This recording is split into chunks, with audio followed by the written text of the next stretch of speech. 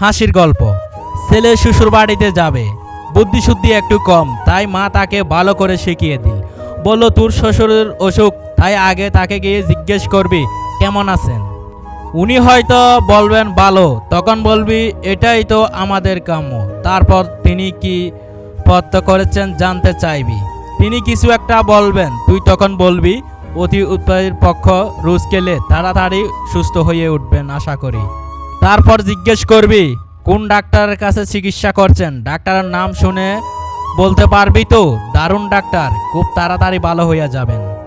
আর সব সময় হাসি মুখে করে থাকবি। কেমন মা নেওয়াটা ছেলে গার্ডনে বেরিয়ে পড়ল।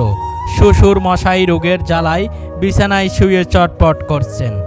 জামাই ঘরে ঢুকে হাসতে হাসতে জিজ্ঞেস করলো, কেমন আছেন বাবা। শ্বশুর, আর বাঁচার ইচ্ছে নেই, এবার মরলেই বাঁচি। জামাই, এটা তো আমাদের কামা, তা কি পথ করেছেন এখন আপনি।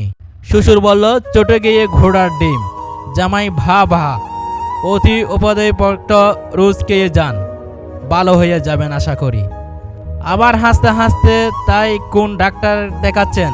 শ্বশুর বলল, আরো চোটে জম। জামাই বলল, খুব ভালো ডাক্তার, বেশ নাম করা ডাক্তার, আপনি কিছুদিনের মধ্যে ঠিক হয়ে উঠবেন।